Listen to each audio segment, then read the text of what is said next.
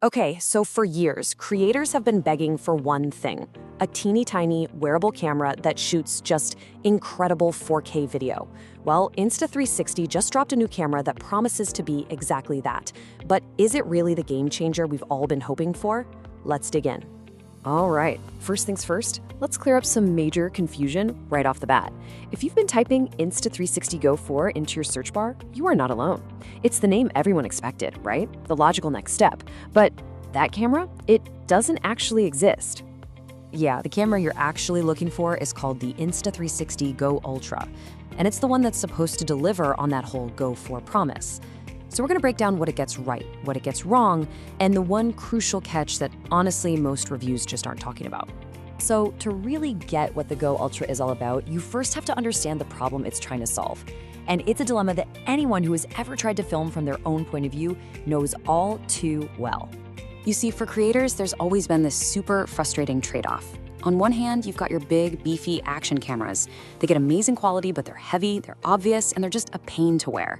Then, on the other hand, you had the old Insta360 Go cameras, incredibly tiny, totally discreet, but the video quality, it just never lived up to the convenience. You always had to pick your poison.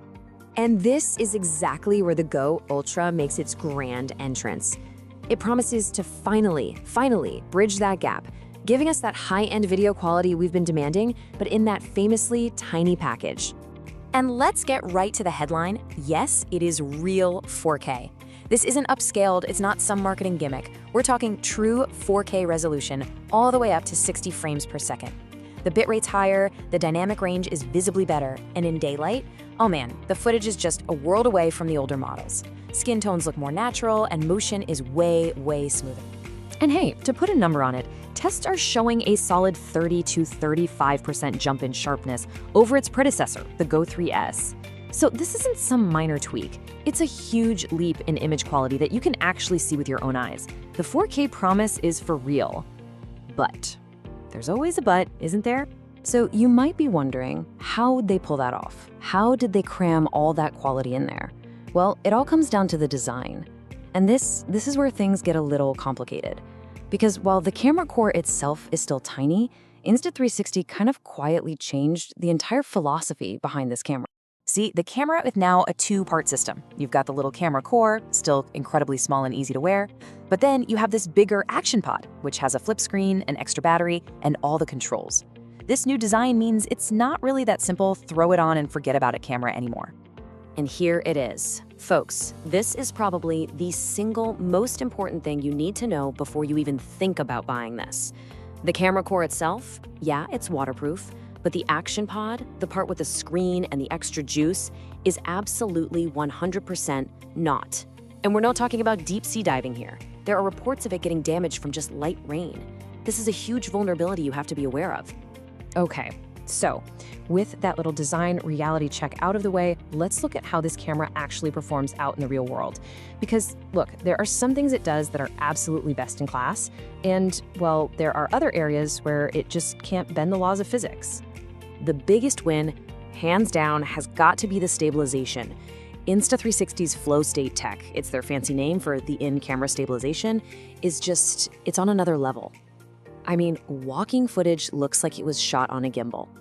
For those first-person POV shots, it smooths out bumps and vibrations even better than some full-size action cams. It's the camera's secret weapon for sure.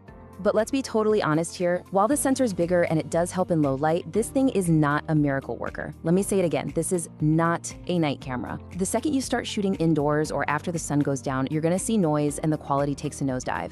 It's better than it was, but it is not a replacement for a big camera in the dark. And yep, you guessed it, the battery life is another one of these two-part stories. The little camera core by itself gets you about 70 minutes, which is pretty decent, actually. But when you snap it into that action pod, the runtime jumps to a really impressive 200 minutes. The catch, of course, is that now you're juggling two separate batteries that you have to keep charged. It just requires a little more planning. Now, let's talk about an upgrade that might not sound sexy, but for serious creators, oh man, it's a game changer. Micro SD card support. For the first time ever in a Go camera, you are not stuck with that fixed internal storage. That means no more frantically deleting clips in the middle of a shoot because you ran out of space. This alone is a massive improvement to the workflow. So after all that, what's the final verdict here? Is this the tiny 4K camera for you? We're gonna break it down into a super simple, actionable recommendation. Should you buy it, wait a bit, or just skip it entirely? Okay, so first, let's get a lay of the land. Compared to something like a GoPro, the Go Ultra totally wins on weight and comfort for those POV shots. But GoPro still dominates when it comes to being tough and having a million accessories. Against DJI, it's really a battle of that amazing stabilization versus DJI's awesome color science. The Go Ultra has really carved out its own very specific little spot in the market.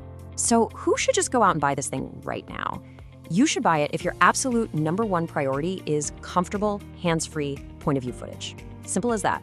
If you value being low-key more than extreme ruggedness, and if you've been holding out for this exact combo of tiny size and real 4K, then yeah, this camera was literally made for you. All right, now, who should maybe pump the brakes a little? You should probably wait if a lot of your filming happens in low light. Also, if the idea of managing a 2-part system with 2 separate batteries just sounds like a total headache, this thing might drive you crazy. And if you were hoping for the exact same tiny size as the old Go 2, with 4K magically squeezed inside, this new design might feel like a bit of a letdown. And finally, who should just skip this camera entirely?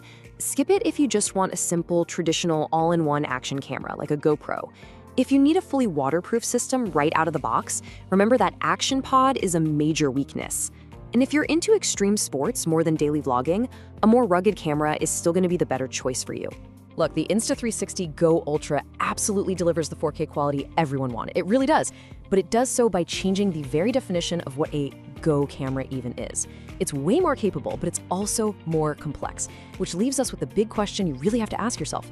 Is this new modular approach a stroke of genius, or is it just kind of annoying? The answer really just depends on what you